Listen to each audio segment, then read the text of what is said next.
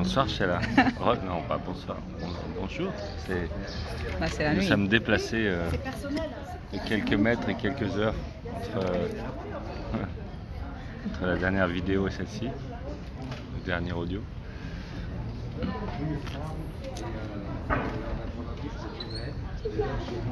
Après cette terrassante expérience dans l'église, au lieu énergétique,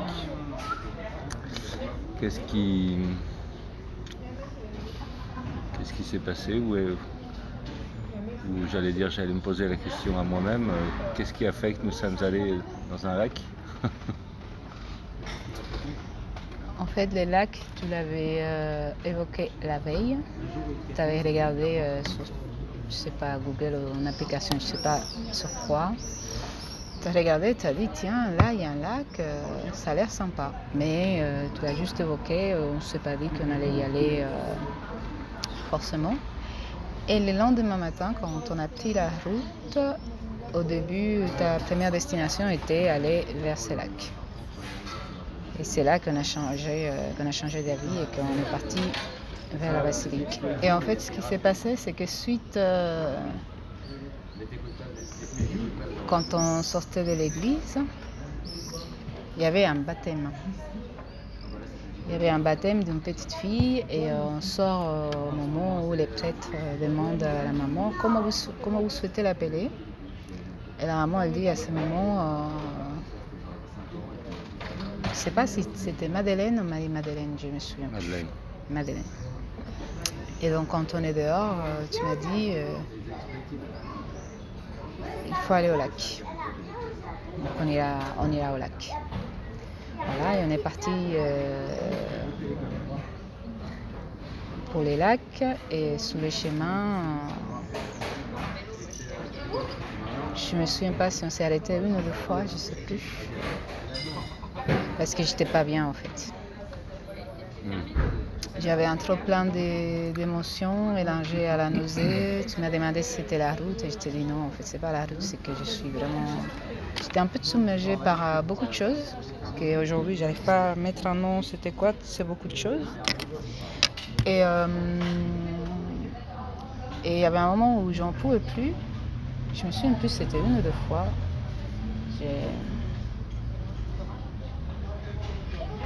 Dans mon esprit, c'est deux fois, mais dans ma mémoire, c'est une fois, donc j'arrive pas à savoir qui dit la vérité, mais j'avais besoin que la voiture s'arrête,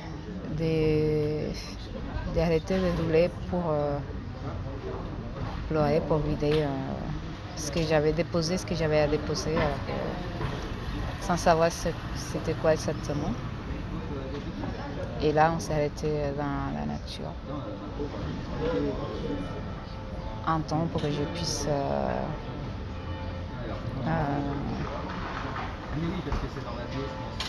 pleurer ce que j'avais à pleurer. Et après, ce qui était particulier pour moi, c'est que quand on s'arrête dans la nature, il y a un moment où j'ai envie de passer de larmes à la colère. Et je comprends pas. J'avais envie de crier, mais de crier de colère, j'avais envie de prendre des pierres, de les jeter, de prendre des bâtons, les casser en deux. Je sais pas. Je me voyais faire dans l'esprit, mais je ne l'ai pas fait physiquement. Mais je ne comprenais pas comment je suis passée de pleurs à la colère. Et je me suis rendu compte à ce moment-là, en fait, que c'était pas facile pour moi d'exprimer la colère et que c'est pas quelque chose que je laisse s'exprimer avec beaucoup de naturalité, comme si j'avais un jugement sur ça. Donc du coup, je ne l'ai pas exprimé. J'ai juste regardé, mais je ne suis pas allée jusqu'au bout de ce qu'il y avait là pour moi comme expression de cette émotion. Je l'ai pas fait. L'endroit, il était parfait pour ça, mais je sais pas, ça s'est pas fait.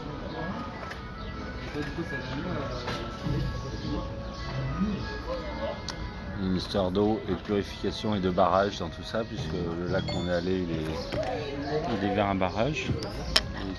Et d'ailleurs, le niveau d'eau était très bas. C'est lié à la sécheresse actuelle.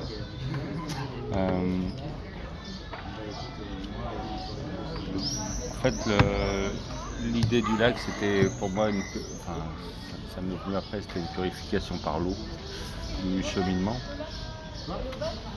Et de toute façon, avant même de partir le week-end, je savais qu'il fallait prendre un maillot de bain, je ne sais pas pourquoi.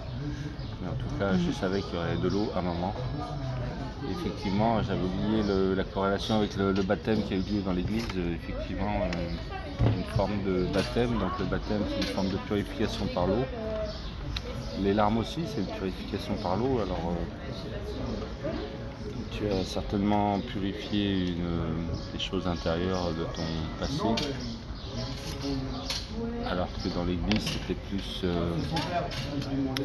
lié à, on va dire, à une mémoire collective ou une mémoire des femmes. Et quand donc en fait, on s'est arrêté à quelques minutes, 15 minutes à peine de là où on est rendu, parce qu'on s'est rendu pour... en fait, j'avais visualisé l'endroit où on devait aller. Et quand le GPS est arrivé à terme, j'ai vu qu'il y avait une plage pas loin. Et puis en plus, elle s'appelait la plage de l'amour, donc je me suis dit que c'était... Le lac de la Croix. Le lac de Sainte-Croix, voilà. Quand j'ai vu le nom de la plage, je me suis dit c'est là qu'on aille, donc on est descendu direct. Je savais pas trop pourquoi. Ici, bon, le nom, des fois ça joue. Et quand on est parti sur la plage, en fait j'ai vu un tas de pierres qui pour moi était... j'avais jamais vu un tas de pierres comme ça, de forme ovale, qui pour moi était là pour recevoir un corps. C'était en fait un entassement de pierres dans l'eau. Typiquement, c'était un endroit pour baptiser quelqu'un, donc je savais que c'était là que tu devais aller. Et c'est là que tu es allé d'ailleurs, dans l'eau fraîche. On est allés tous les deux. Oui, donc il y a eu un baptême collectif, effectivement. Je ne sais pas la symbolique derrière, après je pense que c'était un bon endroit pour achever un processus. On est né dans l'eau, on est des fœtus qui viennent d'une poche amniotique remplie d'eau, et repasser par l'eau pour moi c'est essentiel pour renaître en fait. Qu'est-ce que tu as vécu dans ces plaques-là à où toi? En fait, quand on arrive dans les lacs qui étaient très beaux d'ailleurs, je suis un peu décontenancée. Je suis pas en même ma forme parce que j'ai la sensation d'être épuisée, vidée. Et en fait, je suis là, mais en même temps, je suis pas là. Il y a comme une espèce d'absence, bien que je marche. Et donc, quand tu me montres les trucs j'ai pas compris tout de suite ce que toi t'as compris. Et je pense que c'était pas à moi de le comprendre parce que je l'ai pas vu. Et sur ça, j'ai plutôt suivi, j'ai fait confiance à ton ressenti et j'ai plutôt suivi ce qu'il y avait là pour toi et ce qui venait pour toi et ce que tu proposais. Parce que là où j'étais, je pouvais pas les voir. Je les voyais pas. Et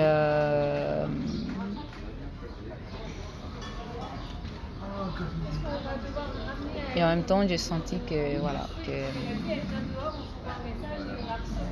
c'était juste, même si j'avais pas cette perception que tu avais sur la symbolique de tout ça, de suivre en fait ta proposition. Et du coup, on s'est mis tous les deux. Je sais pas si on a d'abord un peu sauté. À un moment donné, on était tous les deux, et là, je sens que il fallait. Je n'aime pas trop ce mot, mais je sens l'élan, on va dire, de passer de mettre mes mains dans l'eau et de passer de l'eau dans tout ton corps.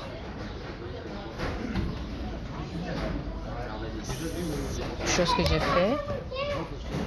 Et à un moment donné, j'entends une phrase qu'il fallait que je dise, que j'ai pas dit.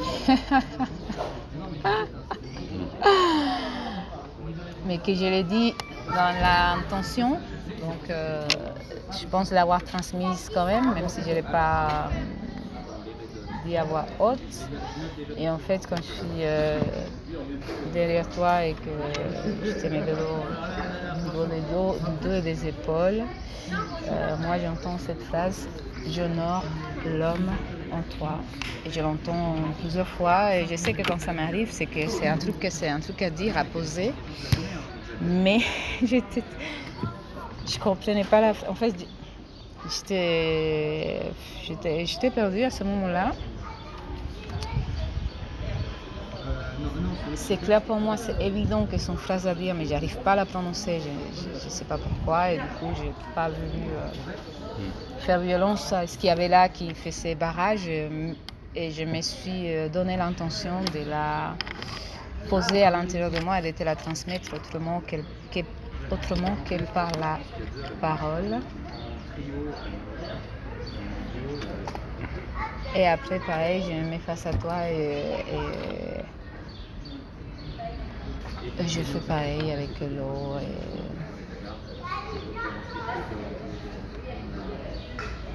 Je mets mes mains dans l'eau et je mets de l'eau partout, dans ton visage, sur ta tête, comme si c'était important que ça se fasse partout.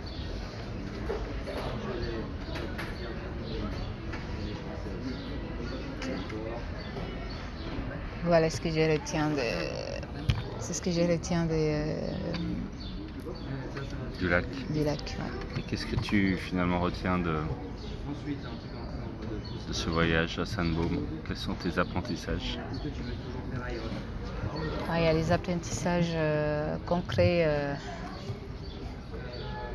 et il y a ceux qui sont en train de vivre dans l'après, parce qu'il se passe beaucoup de choses en moi après ce voyage. Des choses compréhensibles et d'autres que je ne comprends pas. Ce que je retiens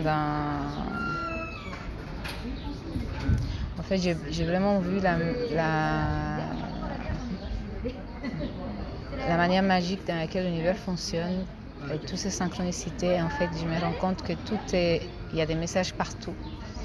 Et que quand on est assez à l'écoute, on peut comprendre clairement son chemin. Et ça, Alors, naturellement, je me trouvais quelqu'un qui est à l'écoute et qui a une certaine sensibilité, mais dans ce voyage, c'était découplé en fait. Et j'ai pu voir, j'ai pu être témoin et expérimenter comment la vie se déploie devant moi comme un tapis rouge qui m'indique le chemin pour aller là où j'ai envie d'y aller, alors que je ne sais pas comment faire. Donc c'est la vie qui me montre, on va faire comme ça, on va faire comme ça. Et là, il y a une notion de confiance qui se met en place qui m'a complètement... ça a changé ma perception sur beaucoup de choses, ce voyage à ce niveau-là. Et sur les choses que j'ai pu comprendre comme ça de manière consciente, la deuxième chose que je retiens, c'est que tout est symbolique et que de manière inconsciente, on est tout le temps en interaction avec tout ce qu'on voit et que cette interaction, j'arrive à voir dans certains points comment la symbolique de certaines choses sont venues enlever des blocages que j'avais de manière inconsciente. Des blocages que je ne connaissais pas, en plus. Et donc, je me dis que quand on est vraiment ouvert à la vie et qu'on a mis cette intention d'aller vers soi, on est servi dans un plateau d'argent. Et Et c'est encore mieux quand tu peux le voir de manière consciente parce que c'est comme si ça s'engrammait encore plus et ça te permettait dans des moments où les mentales prennent le dessus de te rappeler qu'en fait la vie elle a toujours été là et là c'est juste ton mental qui prend le dessus mais que tout va bien quoi. Et c'est vrai que c'est très aidant surtout quand on passe par des moments de transformation, parce que c'est à ce moment-là que le mental, en tout cas chez moi, il s'active le plus parce qu'il essaye de comprendre ce qui se passe alors que ça ne les concerne pas. Donc c'est ce que je retiens le plus, ça me permet vraiment de me poser sur cette confiance et voilà. C'est vraiment quelque chose de très rassurant en fait, qui fait beaucoup de bien. Par rapport à ta place de femme, est-ce que tu as eu des révélations? Ça c'était le troisième item que j'allais en parler par rapport à ma place des femmes. Je sais pas, je saurais pas dire. Après j'ai eu des choses qui sont très intimes donc je vais les garder pour moi parce que ça ne parle qu'à moi par rapport à mon expérience de vie et ça sert à rien de les partager. Mais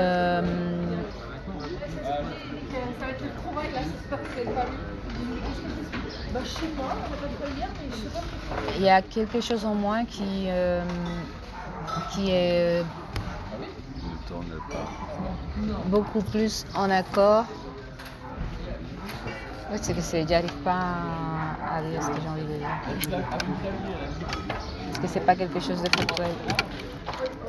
Moi, j'ai une sensation de compréhension du corps, de la complétude. À quoi correspond la complétude d'un être, soit femme, soit homme, dans sa dimension sacrée ou juste humaine. C'est-à-dire, qu'est-ce qu'un homme ou une femme complète? C'est ça qui m'a révélé où se situe le curseur pour être, j'allais dire, aligné avec son rôle d'homme ou de femme. Ouais, c'est comme si j'avais eu une compréhension plus large de ce que ça voulait dire d'être femme, mais à tous les niveaux. Dans le corps d'une femme, dans les émotions d'une femme, dans toutes ces parties. Mais c'est pas quelque chose qui se voit de l'extérieur, tu vois. En tout cas, pas moi. Ça se voit d'où? C'est moi qui le ressens, je veux dire. Mais je sais pas si j'explique à quelqu'un maintenant j'ai une compréhension de telle autre chose, si elle va, tu vois, c'est pas un changement que tu peux voir juste en regardant une personne, sauf si tu es quelqu'un de sensible et que tu arrives à sentir les gens. C'est comme si j'avais fait ce voyage pour faire la paix avec moi-même. Avec moi-même et mon rôle de femme et beaucoup de choses que j'avais refoulées dans ce rôle de femme que je n'accepte pas pour différentes raisons que je n'étais pas consciente en plus que je ne les accepte pas. Certaines oui, mais ça a été vu avant, mais il y avait d'autres que je n'avais pas vu. Et